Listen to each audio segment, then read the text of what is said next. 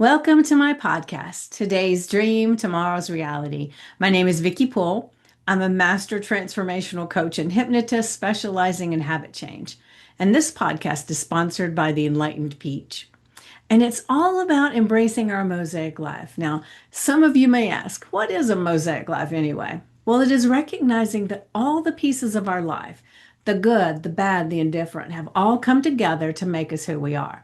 Change any one thing, and we are different.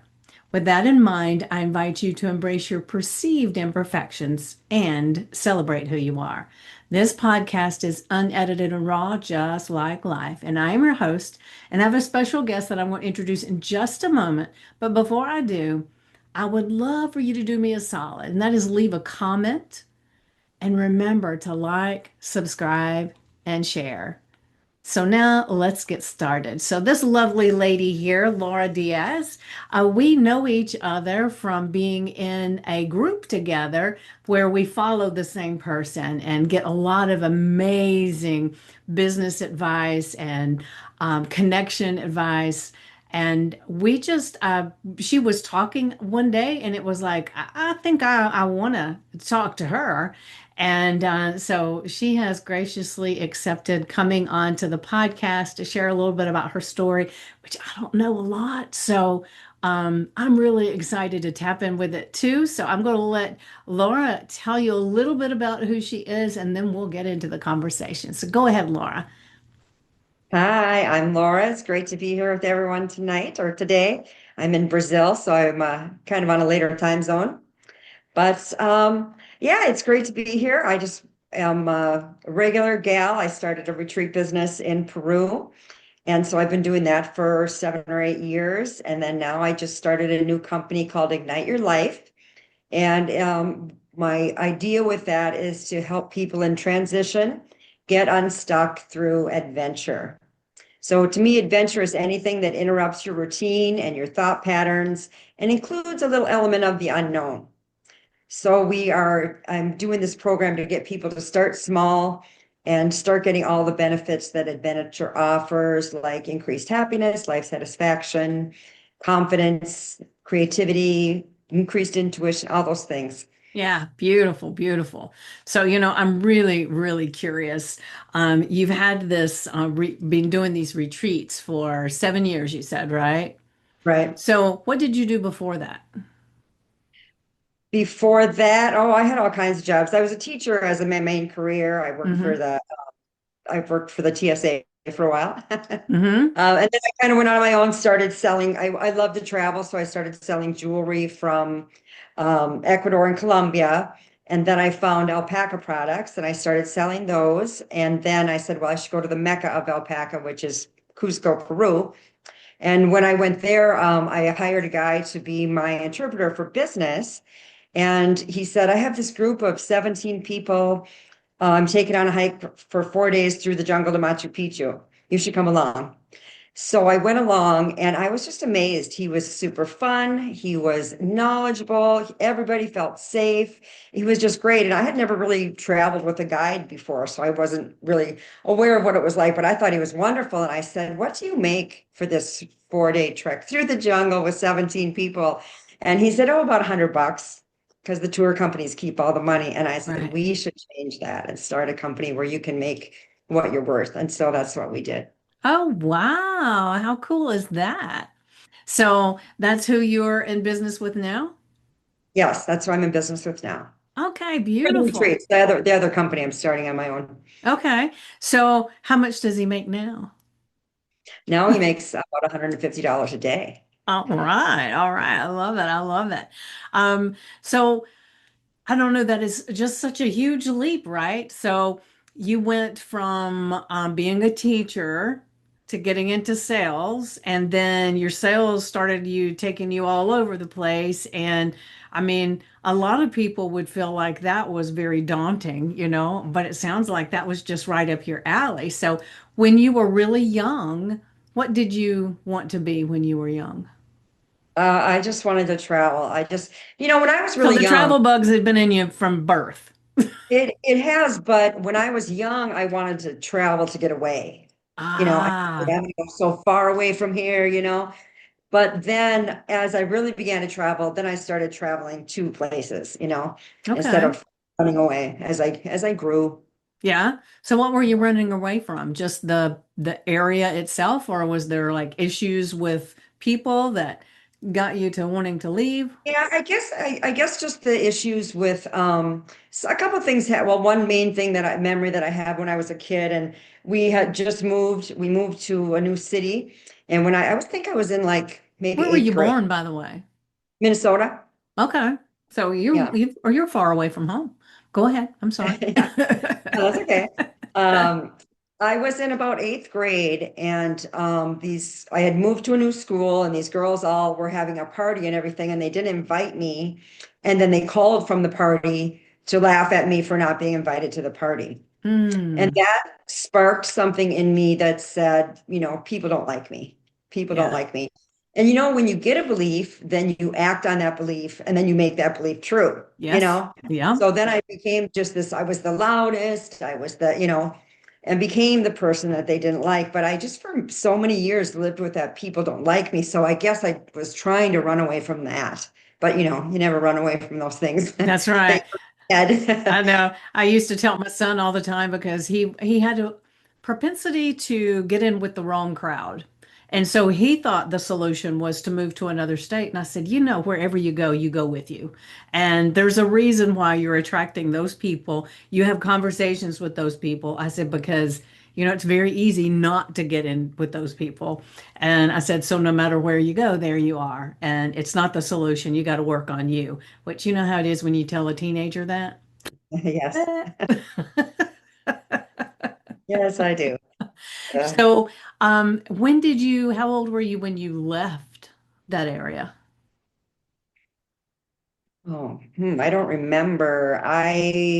Well, I moved away, I think when I was like 18 or something. I first Mm-hmm. moved to Arizona, stayed down there for a while, and I would just always do that. I would go until I just felt like things weren't good, and then I would move away Mm-hmm. because, and then it would happen again.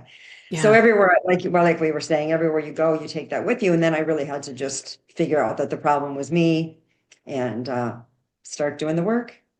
So what did you do to start with? I just started journaling. I started reading the Bible Mm-hmm. because I needed something to, I guess, believe in. Mm-hmm. And so that's where I started. Yeah. And that really helped me because what I would do was like, oh, I would, I really think that when you decide that you want to change, that you just have to lean in a little bit, you Mm-hmm. know, and you'll see the way to go. So the first thing I saw was my anger issue, how I would get so angry at everybody all the time. And then I saw the issue that I had with offense. I would get so offended. Oh, how could they say that? How could they do that? How could they, judging everybody else. And so what I learned to do was to get like a little mantra. Like when I would get angry, then I would say, okay, I'm not going to be an angry person. I don't want to be angry. That's what I mean. So every time I would act in that angry way, then I would say, that's not me. I had to have some sort of phrase just to catch myself at that moment. Right. And so that was one of them was I'd say, that's not me. I acted angrily, but that's not me. And so then it would just get further and further. And I was able to, you know, not that I Yeah. never get angry anymore, of course, but, Well, you are but human, I think, right? I would get angry and have conversations in my head with people, and then I wouldn't remember what was really said and what had just been in my head. And Yeah. it was a horrible way to live. Yeah. A lot of people do that, right? They Yeah, rehearse all the way things can go wrong for a lot of times, right? I right. share a story a lot of times about um, there was a woman that I would go to lunch with a group of people, and we went once a month, and there was one woman there that always knew exactly what to say to get under my skin every single time. And it's like I started dreading, oh, please, maybe she won't say anything to me. Maybe she'll sit way over there. And I'd rehearse in my head the whole time going, right? And it would turn out exactly that way. And finally, one day I said, I know better than this. I've studied this stuff for such a long time. Let me just rehearse it going differently. And let's just, for kicks and giggles, see what happens. So I rehearsed, showing up, being happy to get there, and that she was the first person to greet me and give me a hug and tell me how much she was excited to see me. We sat together in my imagination, of course, and we had a great conversation. We included the other people, and then when I left, she gave me a hug, said, "It was so great to see you today." I left happy and everything was great. So I go to this luncheon the very next day, and the first person that comes up to my car to speak to me is her. And she said, "Oh, I'm so glad you're here." And I thought, "Oh, okay, that's working. It's working." And then lo and behold, I go to the bathroom, and then when I come out, the only spot open to sit is right beside her, which I never would have probably gone to the bathroom before because I would have been making sure I was getting in a seat not anywhere near her. So I sat beside her and we had a very pleasant conversation. And it wasn't just us talking, we were talking to other people and stuff.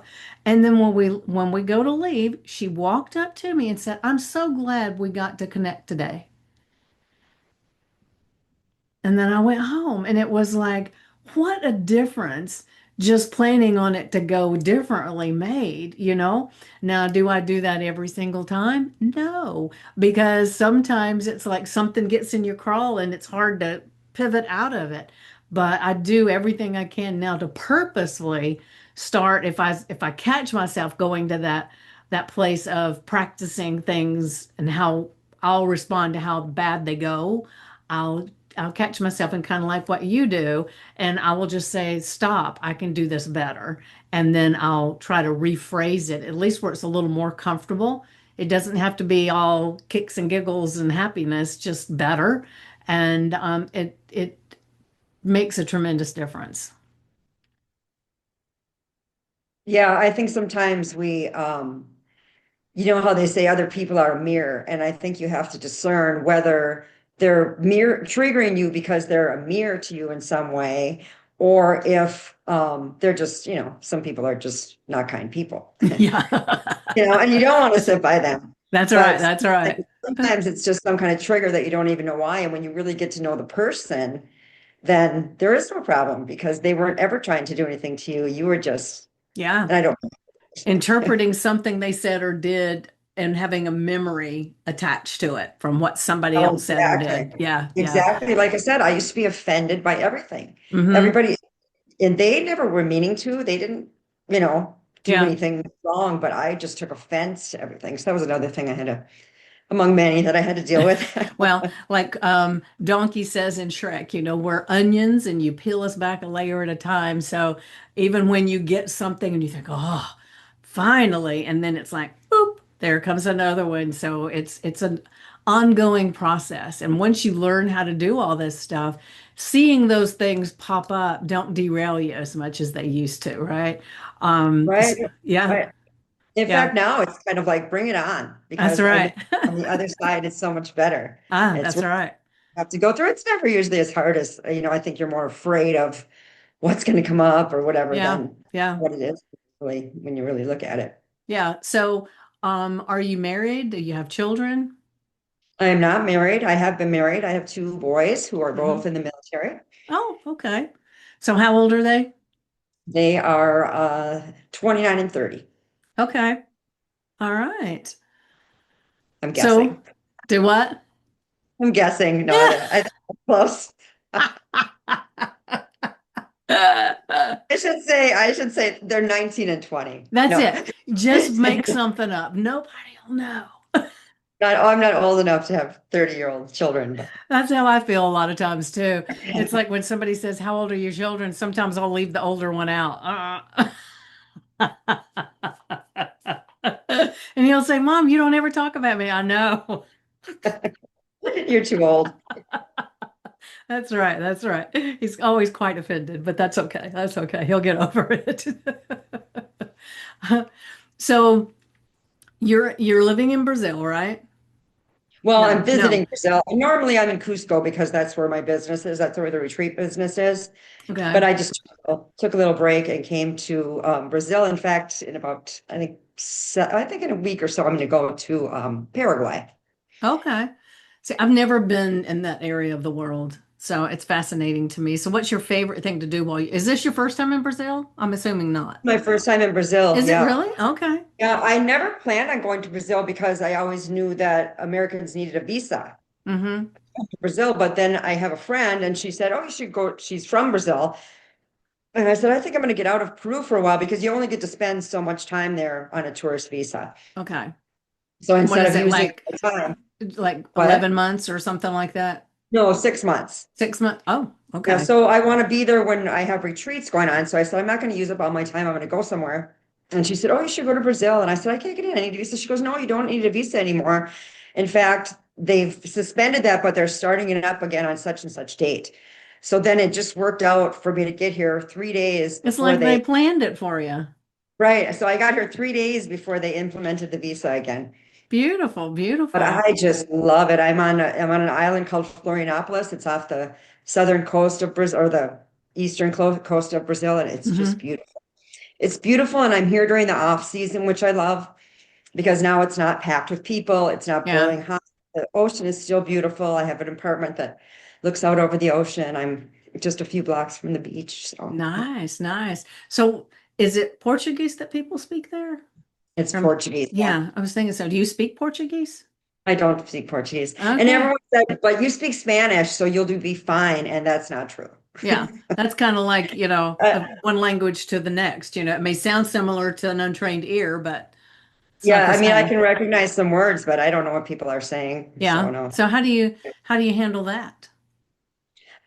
You just, well, you use your phone a lot and the translator on your phone. Okay. It's Thank one God for thing. Or that you're, technology, right? yeah, and then, or just pointing or, Yeah. acting something out or whatever. Yeah. The So door how long have you been man. there? I've been here 3 months Okay. and I've got another week. Yeah. All right. Then I'm All going to right. go to Paraguay where they speak Spanish again. So I'll do better there. Yeah, see, I'd still be sunk. I don't speak Spanish either. I need to get into some languages, but I swear when I was in high school, I took French. I wasn't very good at it. I took it in college. I wasn't very good at it there either. I kind of gave up on French. I've learned some sign language, which doesn't help me when I go to a foreign country, but hey, um, then I've played a little bit with Spanish, just barely, but I definitely I want to travel. I'm not right away, but I'm wanting to travel, so I feel like, okay, well, this is my little wake up call to go ahead and start playing with some language stuff, right? Yeah, and I mean you can go real slow, just learn a phrase a week. I think it works really well to do like the method where you listen to conversations. They say the conversation in English and then in the other language, and so you Mhm. learn everything in Okay, context rather than trying to study a bunch of verbs or something.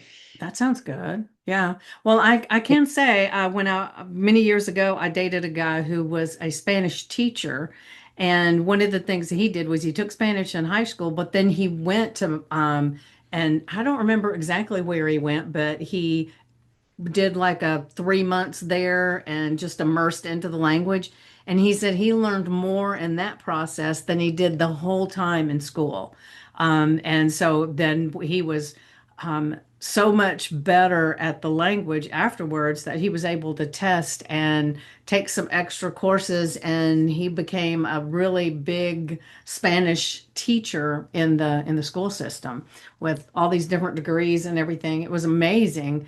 And the I wasn't used to Spanish speaking.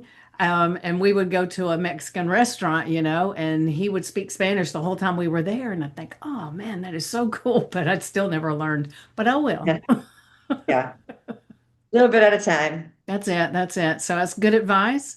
Do the language thing where you just listen into the actual conversations. So I Yeah, will. and I mean really when you're immersed, that's what you're doing. Yeah, yeah, yeah. Beautiful, beautiful.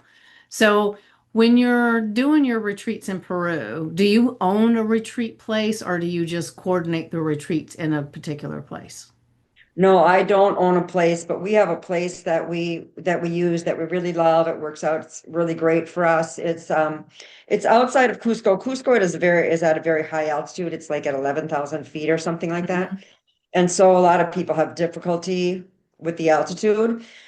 So this hotel that we use is called the Royal Inca. It is in this town called Pisac, which is at a lower altitude, 40 minutes out of Cusco. So that's helpful for people. It's got all the amenities. It's got a Olympic-sized pool. It's got meeting rooms of every size. It's got a walking path, tennis courts.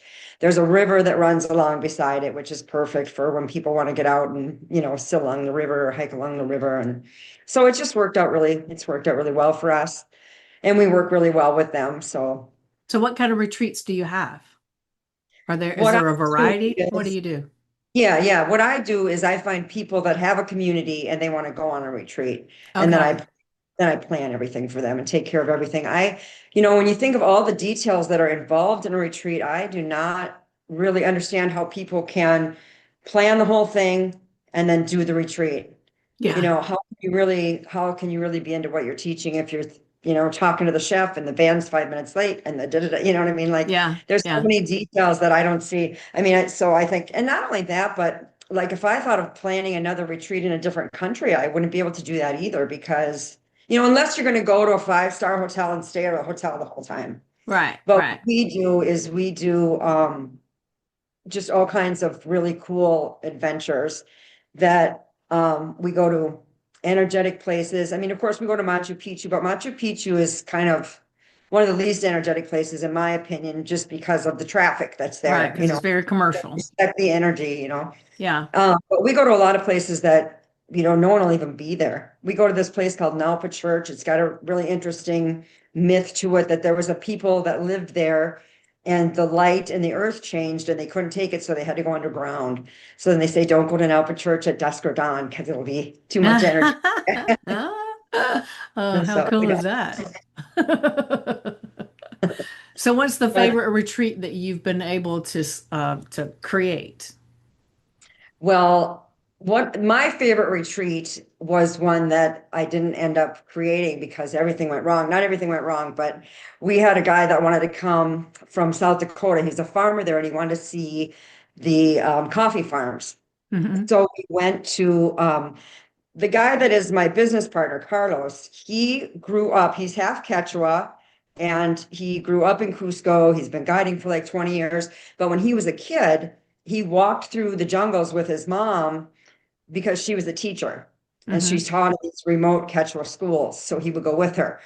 So we went to this remote town where he knew people that had a coffee plantation. We took him there and they didn't have a phone or anything and no way to get a hold of him. So he just shows up with these people, and we're waiting at their house and all of a sudden this lady comes up when we went there, it was such a steep hill to get up that I said, I am not leaving until we leave. I'm not doing that hill again because it's hard.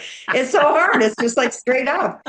And this lady comes out of the coffee field and she's got her machete and her lunch pail or whatever. And she's like 80 years old and she just comes out of there all spry and she was just beautiful. And so like, you know. So we visited her and then it's like stay for dinner, which means, killing a chicken or she cooked chicken for us, but they have, guinea pigs running around the kitchen. They eat a lot of guinea pig Ooh. here or there in Costco.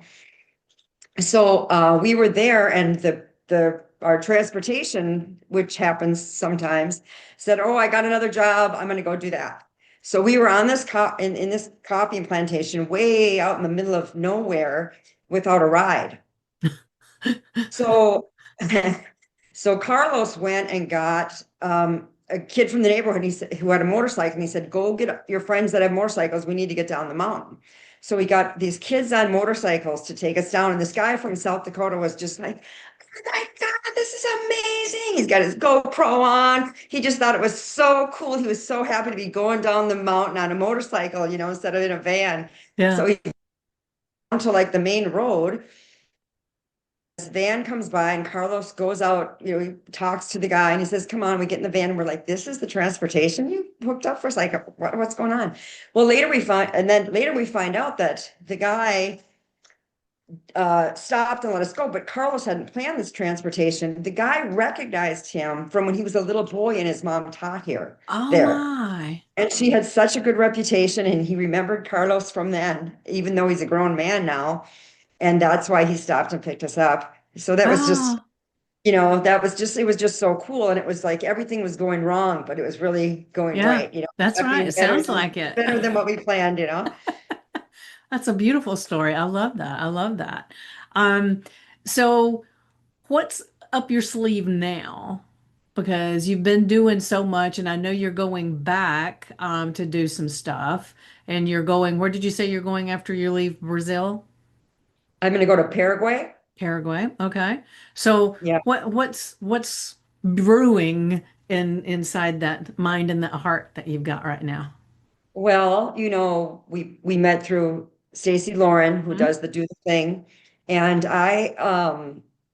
so I've been just a part of that for not a real long time, but I wish I would have joined it way earlier. But I decided the thing that I need to do was start a group about adventure because Mhm. I know the amazing things that adventure can do for you. Even if you just start with the smallest thing, anything that's outside of your routine is a little mini adventure, and Mhm. it gets your imagination going. Gets you feeling good about yourself, and it's Mhm. it's so I've just started a group called Ignite Your Life. And we're going to we have a Facebook group, and then we're going to do an Ignite Your Life challenge where we offer you small adventures every day. What's an example of a small adventure that you would put people in that are actually on a Facebook group? Right. Well, like for you, a good one would be learn a phrase in a different language this Okay. week, or drive home a different way. Yeah. Make a list of 10 things that you can do within a 20-mile radius of your house that you haven't done before and plan to do one this weekend. Okay. Uh, think about think about an area that you're stuck in or that you're trying to come up with an idea or you have it, something, and then go on, they say take a walk for a reason, right? But Right. go hike somewhere where you haven't hiked before. Don't bring your phone. Just listen to the sounds and the music and see if you come back with an idea. Because a lot of times you do. Yeah, yeah. I get most of my ideas just when I take the dog for a walk, as long as I don't have anything in my ear. I do well with that. So I love that. And we'll need to talk when we get off here because Christine and I are doing, we've got a Facebook group that's a challenge. It's a Dare to Date challenge. And so this is the second phase of it. And we're wanting to give them more challenges this time that are more adventures, more getting them outside their space.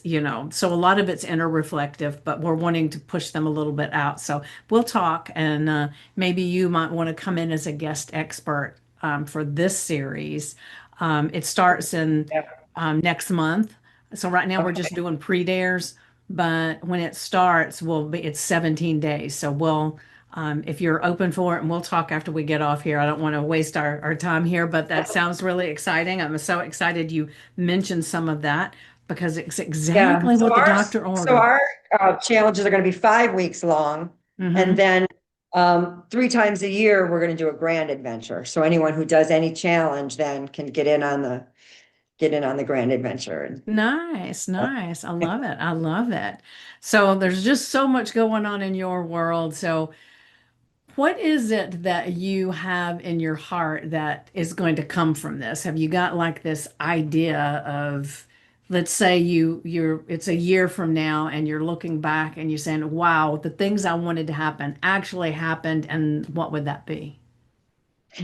well, I'm not sure because when I started this, it was really difficult for me to do. I'm the rare person who's like, okay, I should really spend more time on social media, but I don't. So starting like a Facebook group was kind of a challenge for me. But when I was in prayer about it, because I have the retreat business, and this is what I heard. I heard the retreat business is God's gift to me, and Ignite Your Life is my gift to the world. Okay. So that kind of was like, wow, now it's a big responsibility. No, but so then I said, okay, then I just have to let it come out how it comes out. And I'm not going to I'm not going to be putting demands on it and expecting this. I'm just going to see how it goes, because Yeah. I'm really looking forward to when we do the three grand adventures each year, because then you get to be with those people. And I love traveling with people, Mm-hmm. and because you learn so much about them, and you see, just like with the retreats too, you just see Them people change. blossom. Yeah, yeah, exactly. The Yeah, blossom and the, kind of the process that happens in people. And I just love that. I mean, I just yeah, love that. That's just so cool when someone comes in within this week, not at all that I did it, but I was a part of it to have something good happen for them and something truly life-changing. So yeah, that's what I love group will be about too. yeah, beautiful. So, Taking my own lesson because I have to now post on Facebook and yeah, yeah. live and do these things that are a little Well, bit you don't have to, you get to.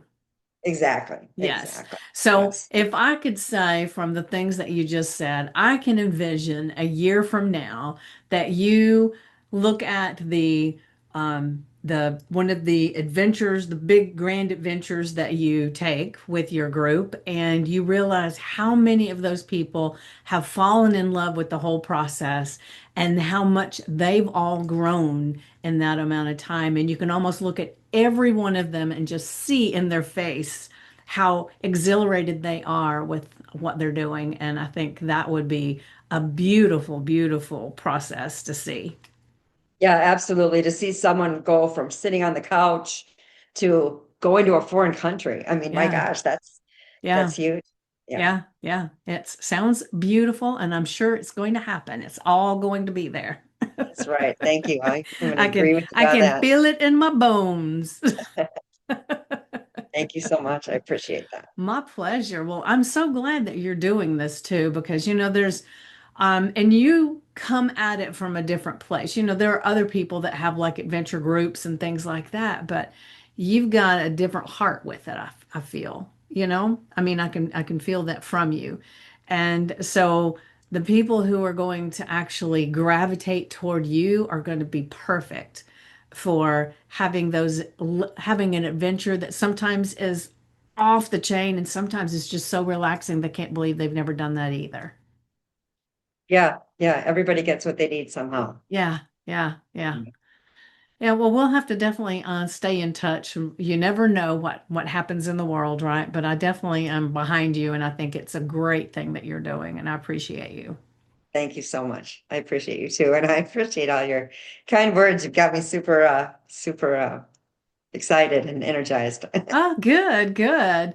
Well, we're getting close to time. I was trying to keep it where I wouldn't go so long, as sometimes I make these things way too long, and then people kind of don't want to listen to the whole thing. We want to get all this beautiful goodness in. So if you could give our listeners one piece of advice that might help them with um, being more open to adventure, what would you tell them?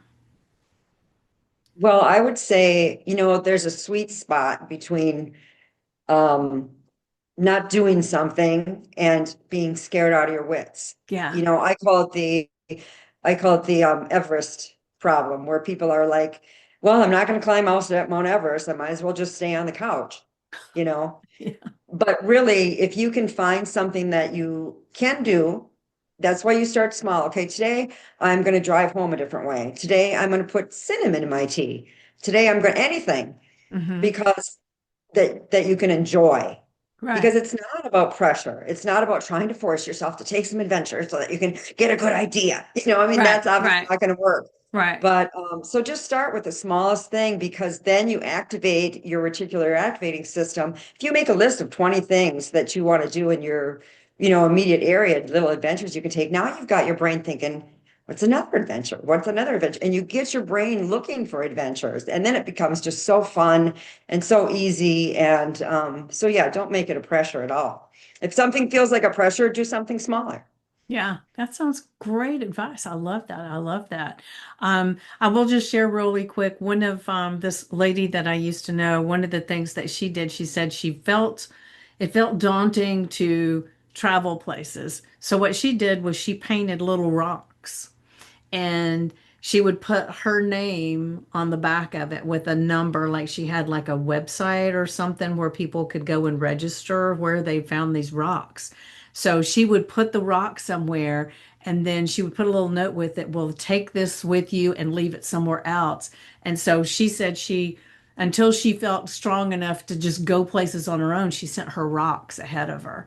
and would keep track of those rocks. And they were, when I first saw them, it was like amazing. Some of them were very rudimentary, like a little ladybug, and some of them were intricate paintings of a house and just so many different things. Some of them were just words, but I thought that was a beautiful way to experience things until she got ready.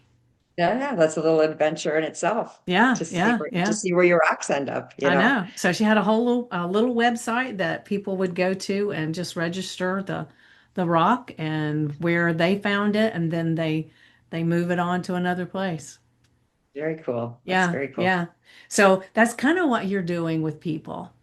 You're painting a little rock and you're sending them on their way. Well, I'm hopefully going to go with them. Yeah, that's right. That's right. Yeah, It's a pair yeah. of rocks, a pair of You rocks. know, I've been in Peru so long now. It's like I gotta other places so I can go with them. I know for sure we're going to go to Morocco. Hmm. The next is the one that I've got planned for, do Peru, Morocco, and we'll see after that. But I've got so many places I would love to go. So I'd be happy Ah, to take people with beautiful. me.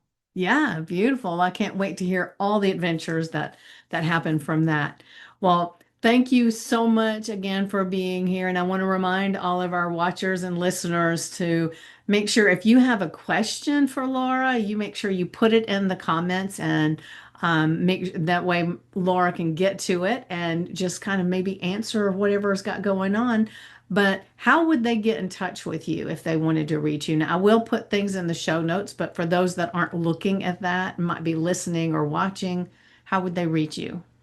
Right. So you can go to Facebook. The group is called Ignite Your Life. One spark of adventure is all you need. So the Facebook group is a good place. Otherwise, I can just give my email address. It's Laura at retreatsandtoursperu.com.